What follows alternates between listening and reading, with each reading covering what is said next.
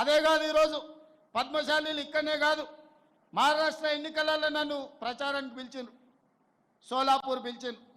నాకు అర్థం కాలేదు, సోలాపూర్లో నాకేమున్నది, నన్నెందుకు పిలుస్తారని. ఆడికి పోతే మా పద్మశాలి సోదరులు మార్కండే భవన్కు తీసుకెళ్ళిండ్రు. అక్కడ ఎవరు గెలవాలన్నా మా సోదరులే. ఈరోజు సోలాపూర్లో ఎవరు ఎమ్మెల్యే ఎంపీ గెలవాలంటే మా పద్మశాలి సోదరులు ఇక్కడి నుంచి వలసపోయిన వాళ్ళు, మా జగిత్యాల, కరీంనగర్, సిరిసిల్ల ప్రాంతాలకు సంబంధించిన సోదరులు అక్కడ ఉన్నారు.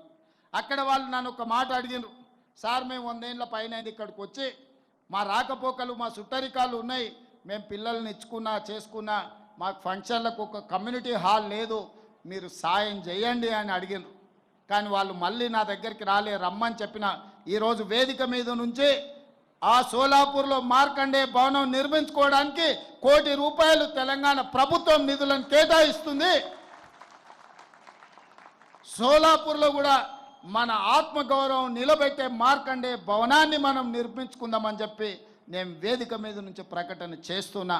ఎందుకంటే ప్రణతి షిండే ఒకప్పుడు మన గవర్నర్గా, కేంద్ర హోంశాఖ మంత్రిగా పనిచేసిన సుశీల్ కుమార్ షిండే గారు, వారి కూతురు ఈరోజు ఎంపీ అక్కడి నుంచి, వారు కూడా నన్ను అడిగినరు, తప్పకుండా అక్కడ ₹1 కోటి ఇచ్చి మార్కండే భవనాన్ని నిర్మిద్దామని తెలియజేస్తున్నా. ఇదే కాదు, శివసేన ఉద్ధవ్ ఠాక్రే కొడుకు ఆదిత్య ఠాక్రే ముంబై వర్లీ నన్ను ప్రచారానికి పిలిచిండు. ముంబైలో మనకేముందయా పోవడానికని నేను అనుకున్నా. అక్కడికి పోగానే మన పద్మశాలి సోదరులు వచ్చిండ్రు. అక్కడ కూడా మార్కండే భవనం ఉంది, మార్కండే మందిరం ఉంది. మా పద్మశాలి సోదరులు నేను అడిగితే, ఇక్కడ నన్ను ఎప్పుడు గెలిపించేది మీ తెలంగాణ పద్మశాలి సోదరులే, అందుకే నిన్ను ఎన్నికల ప్రచారానికి పిలిచినామని చెప్పి ఉద్ధవ్ ఠాక్రే పుత్రుడు ఆదిత్య ఠాక్రే చెప్పడం జరిగింది.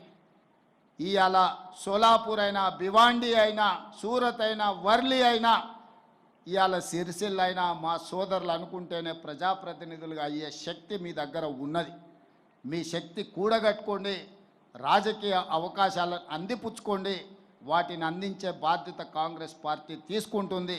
ఆర్థికంగా, రాజకీయంగా, ఉద్యోగపరంగా, విద్యాపరంగా ఈ ప్రభుత్వం మీకు అండగా నిలబడుతుంది. సోదరులారా, మీరందరూ యునైట్ కాండి, మీరందరూ ఏకమై ఆలోచన చెయ్యండి. మీ మేధావులతో ఒక కమిటీ వేసుకోండి. మీ పిల్లల చదువుల కోసం, వాళ్ళ ఉద్యోగాల కోసం, మన కుల వృత్తి కోసం, మన చేతి వృత్తుల కోసం ఏ రకమైన నైపుణ్యాన్ని పెంపొందించాలి, ఏ రకంగా స్కిల్స్ని మనం నేర్పించాలి, ఏ రకంగా వాళ్లకు ఉజ్వల భవిష్యత్తును అందించాలనో మీరు ప్రణాళికలు సిద్ధం చేసుకోండి. మీ సామాజిక వర్గంలో ఉన్న ఐఏఎస్లను చదువుకున్న వాళ్ళని అడగండి, వాళ్ళ ఆలోచన తీసుకోండి. ఆ ప్రతిపాదనలు రాష్ట్ర ప్రభుత్వానికి తీసుకురండి. ఖచ్చితంగా మీకోసం నిధులు కేటాయించి మీకోసం విధానపరమైన నిర్ణయాలు తీసుకోవడానికి రాష్ట్ర ప్రభుత్వం సిద్ధంగా ఉన్నది. నేనున్నప్పుడు మీరు ఈ పనులు చేయించుకోకపోతే మీకు జీవితంలో మళ్ళీ ఎవ్వరు కూడా మిమ్మల్ని ఆదరించరు. మీరు సమయాన్ని వృధా చేసుకోకుండా మీరు ఖచ్చితంగా పట్టుదలతోనే ముందుకు నడవండి. మీ ఆత్మగౌరవాన్ని నిలబెట్టి మీ అభివృద్ధి కోసం పనిచేసే బాధ్యత మీ సోదరుడిగా నేను తీసుకుంటా.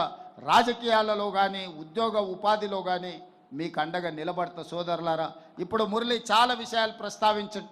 వాటన్నిటికీ మా ఉప ముఖ్యమంత్రి, ఆర్థిక మంత్రి బట్టి విక్రమార్క గారిని, మా తుమ్మల నాగేశ్వరరావు గారిని ఒక సమీక్ష చేయమని నేను సూచన చేస్తున్నా. మీ తరఫున ఇవన్నీ కూడా తీసుకెళ్ళి వారితోని చర్చించండి. అందులో 100% చేయగలిగిన ప్రతి పనిని పరిష్కరించే బాధ్యత నేను తీసుకుంటాను తెలియజేస్తూ, ఇంత ఓపికగా దూర ప్రాంతాల నుంచి ఇక్కడికి వచ్చి అండగా నిలబడి కులగణను ముందుకు తీసుకెళ్ళడానికి తప్పన్నోళ్లను వంగబెట్టి ఒక గుద్దండి. ఎందుకంటే ఇది తప్పు అంటే మీకు 42% రిజర్వేషన్ రాదు. ఇది తప్పు అంటే ఉద్యోగ ఉపాధి అవకాశాలలో మీ హక్కును కోల్పోతారు. రేపు బడ్జెట్లో రావాల్సిన నిధులు కూడా రావు. అందుకే సోదరులారా, మీరందరూ గట్టిగా నిలబడండి, మనకు రావాల్సిన హక్కులను సాధించుకుందామని తెలియజేస్తూ